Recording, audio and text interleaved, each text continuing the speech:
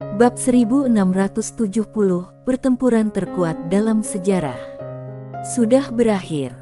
Li Zon Tuogu hampir pingsan. Dia pasti akan mati kali ini. Yozak Tuogu melirik Li Zon Tuogu dengan dingin lagi, lalu menatap Yafok Tuogu dan berkata dengan pelan, "Jangan khawatir, setelah kamu kembali ke klan Tuogu, tidak akan ada yang berani menindasmu. Sedangkan orang yang menindasmu sebelumnya, jangan khawatir, dia tidak akan muncul di hadapanmu lagi."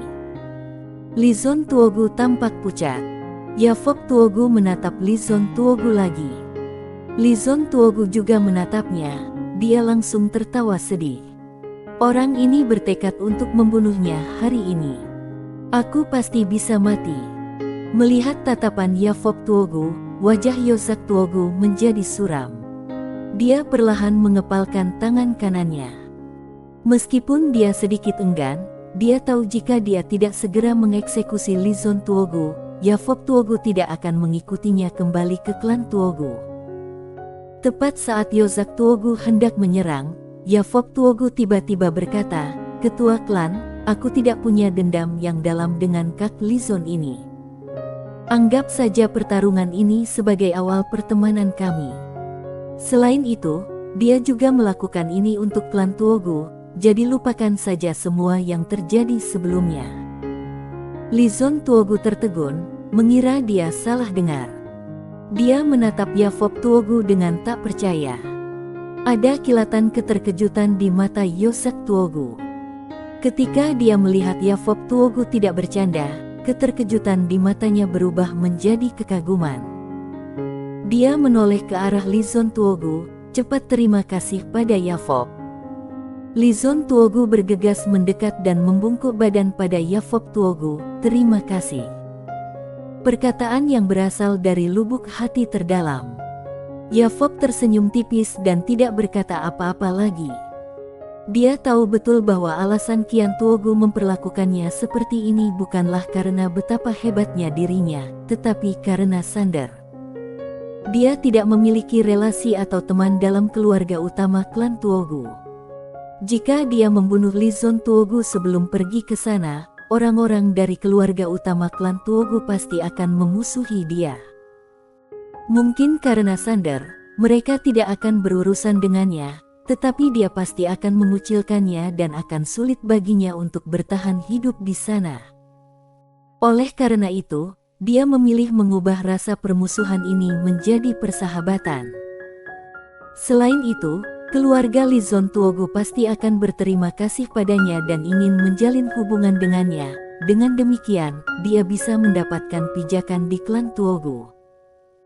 Setelah menghabiskan bertahun-tahun di luar sana dan melihat sifat manusia yang cepat berubah, dia memahami satu hal, harus mengandalkan kemampuan sendiri. Tidak ada yang bisa membantumu terus-menerus, juga tidak bisa menggantungkan seluruh harapannya pada orang lain. Lagi pula, orang lain tidak memiliki kewajiban untuk terus membantunya. Segala hubungan akan bertahan lama jika saling membantu. Yozak Tuogu memandang Yafok Tuogu. Pada saat ini, tatapan matanya telah berubah. Pemuda di depannya memiliki bakat yang luar biasa dan dapat dididik menjadi seorang pewaris. Tak lama kemudian, Yafok Tuogu dan para master klan Tuogu menghilang di ujung langit. Di lapangan, Zak melirik keadaan Sendao dan lainnya yang belum pergi di kejauhan, lalu berkata, "Kak Yazen, ayo pergi juga." Yazen menganggukkan kepala, lalu mereka berdua berbalik badan dan pergi. Pada saat ini, seorang pria paruh baya muncul di depan keadaan Sendao. Pria ini tak lain adalah Sune Sendao, ketua peradaban ilahi saat ini. Sune Sendao menatap keadaan Sendao yang ada di depannya, masih tidak terima. Keadaan Sendao cemberut dan tidak mengatakan apa-apa. Sune Sendao berkata, "Kalian tahu jelas masalah ini, tidak ada gunanya aku berkata lebih banyak lagi. Aku hanya ingin mengatakan satu hal, seorang pria harus bangkit dari tempat di mana dia terjatuh." Setelah berkata demikian, dia berbalik badan dan pergi. Keadaan Sendao perlahan mengepalkan tangannya. Dia harus mengakui pertempuran sebelumnya memang merupakan pukulan besar baginya, karena dia bisa merasakan Sander sama sekali tidak menggunakan kekuatan penuhnya, tetapi dia telah mengeluarkan semua kartunya dan bahkan menggunakan senjata Sen tertinggi. Namun, dia tetap gagal mengalahkan lawannya. Masalah ada pada dirinya. Dirinya terlalu lemah. Keadaan Sendao tiba-tiba menarik napas dalam-dalam, lalu menatap punggung Sune Sendao di kejauhan. Aku akan pergi ke Sekte Kumen untuk berlatih keras. Tempat paling pahit untuk pelatihan keras di dunia adalah Sekte Kumen. Di kejauhan, Sune Sendao berhenti dan setelah terdiam beberapa saat, dia berkata, "Boleh." Berita tentang kemunculan Sander dengan cepat menyebar ke seluruh alam semesta mula. Tuan Muda Paviliun Xianbao muncul, dan dia muncul dalam pertempuran yang terkenal. Sang jenius dari peradaban ilahi, keadaan Sendao bukanlah tandingannya. Reputasi Sander langsung mencapai tingkat tertinggi. Sekarang, semua orang sangat penasaran dengan Tuan Muda dari Dornaing Guanxuan. Apakah Tuan Muda dari Domain Guanxuan lebih jahat, atau Tuan Muda dari Paviliun Xianbao lebih kuat? Beberapa orang suka membuat keributan di beberapa tempat telah membuka taruhan untuk memungkinkan orang memasang taruhan terlebih dahulu karena mereka merasa pasti akan ada pertarungan antara dua jenius paling misterius ini. Pada saat ini, Sander telah mengikuti komandan prajurit Paviliun Xian ke hutan bambu. Setelah tiba di sini, komandan prajurit Paviliun Xian segera berhenti dan tidak bergerak maju. Paviliun Xianbao memiliki markas utama, tetapi ini bukan markas utama. Lebih tepatnya, di mana Stella berada, markas utama Paviliun Xianbao ada di sana. Paviliun di luar hanya tempat palsu. Sander berjalan menuju bagian dalam hutan bambu. Setelah berjalan keluar dari hutan bambu itu, dia bertemu seorang wanita, Ciara, teman lamanya. Ciara tersenyum pada Sander, "Tuan Muda." Sander tersenyum dan berkata, "Ciara, lama tidak bertemu." Ciara tersenyum dan berkata, "Lia." Sander melihat ke arah rumah bambu tak jauh dari sana, dan Ciara berkata, "Tuan Paviliun sedang menunggumu." Sander menganggukkan kepala, lalu berjalan menuju rumah bambu. Saat tiba di pintu rumah bambu itu, entah mengapa jantungnya berdetak lebih cepat. Dia perlahan mendorong pintu bambu itu. Di dalam rumah bambu, seorang wanita sedang memasak. Dia mengenakan celemek yang diikatkan di pinggangnya, memegang panci di tangan kirinya dan spatula di tangan kanannya. Spatula itu terus bergerak di dalam panci.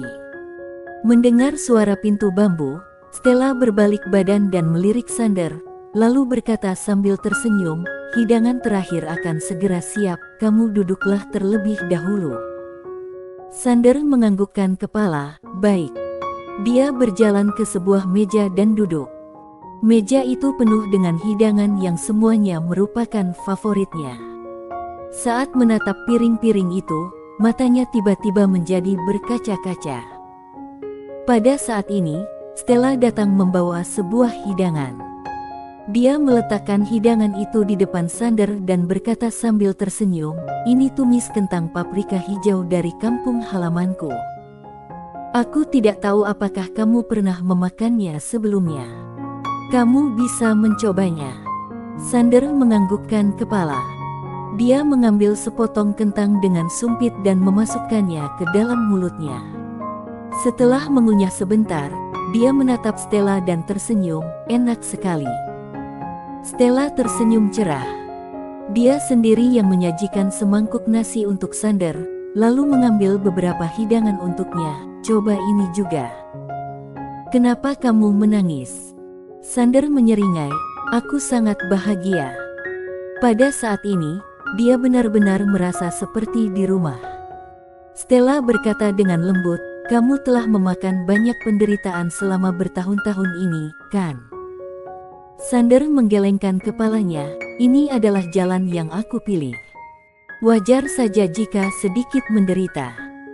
Bu, lihatlah, aku seorang master tingkat tertinggi sekarang, dan aku telah menembus 2 tingkatan. Mata Stella tiba-tiba memerah, putraku benar-benar sudah dewasa. Sander menyeka matanya dan berkata sambil tersenyum, Bu, ayo makan. Stella menganggukkan kepala, iya. Saat makan, Sander sangat bersemangat. Dia berbicara tak henti-hentinya tentang orang-orang dan hal-hal yang ditemuinya, sementara Stella mendengarkan dengan tenang. Waktu berlalu cukup panjang, Stella tiba-tiba berkata, luangkan waktu untuk pergi ke Bima Sakti. Sander tercengang. Stella menatapnya dengan serius, kamu bisa pergi menemui Nona Maura. Kamu berutang sesuatu padanya, dan kamu butuh bantuannya. Sander meletakkan sumpitnya dan bertanya, Bu, apa sebenarnya kehendak tertinggi Bu? Stella berkata, sosok yang tertinggi. Sander menatap Stella, dan Stella bertanya, apakah kamu tahu mengapa ibu ada di sini? Sander berkata, karena ini adalah ujung jalan. Stella tersenyum dan berkata, pintar. Sander terdiam. Stella berkata dengan santai, setelah Arya dan Nona An serta yang lainnya datang ke sini, mereka tidak bisa lagi bergerak maju. Ini adalah akhir bagi semua orang sekarang. Sander berkata, Bibi bergaun polos dan yang lainnya. Stella menatapnya tanpa berkata apa-apa. Sander terkejut, Bu, apa maksudmu? Stella menganggukkan kepala, tebakanmu benar. Sander perlahan mengepalkan tangannya. Pada saat ini, dia akhirnya menyadari satu hal, yaitu, mereka sedang menunggunya dan juga menunggu orang lain, dan siapa saja di alam semesta. Sederhananya, siapapun yang terkuat, itulah orang yang mereka tunggu. Ketertiban, umat manusia, semua ini bukanlah yang mereka cari. Mereka hanya menunggu orang terkuat itu muncul. Siapa yang bisa berjalan hingga ujung, dialah yang mereka tunggu. Pada saat ini, dia teringat apa yang ditanyakan Bibi bergaun polos padanya. Saat itu, Bibi bergaun polos bertanya kepadanya apakah dia ingin meneruskan jalan ini. Jika dia tidak mau, dia akan menjamin kehidupan yang sejahtera selama sisa hidupnya. Pantas saja dia menghapus energi keberuntungan Destri yang ada di tubuhnya. Pantas saja Din berkata dirinya telah tumbuh dewasa. Semua itu pasti bukan terjadi secara kebetulan. Stella tiba-tiba berkata, ini bukan hanya akhir bagimu, tapi juga akhir bagi semua orang yang ingin melangkah lebih jauh. Semua orang berkumpul di sini, dan mereka semua ingin melangkah lebih jauh dan melihat akhir. Sander berkata, Ibu, berapa banyak waktu yang tersisa untukku? Stella berkata, tidak banyak. Kemudian, Stella berdiri dan berkata, ikuti aku. Sander mengikuti Stella keluar dari rumah bambu. Mereka sampai di langit berbintang yang luas. Di langit berbintang yang luas ini, ada 4 tirai cahaya besar. Ye menatap tirai cahaya dan tiba-tiba menjadi penasaran, apa ini? Stella berkata, setiap triliun tahun disebut era kosmik, dan melalui penyelidikan kita, alam semesta purba ini telah melewati 4 era. Di setiap era, peradaban kosmik yang sangat cemerlang akan muncul, tapi tanpa kecuali, peradaban kosmik yang cemerlang ini pada akhirnya akan menghilang dalam waktu. Sander menyipitkan matanya sedikit, alam semesta sedang memulai kembali. Stella menganggukkan kepala, ya. Sander berkata dengan suara yang dalam, kehendak tertinggi. Stella menganggukkan kepala, ya. Dan sekarang, kita berada di era kelima.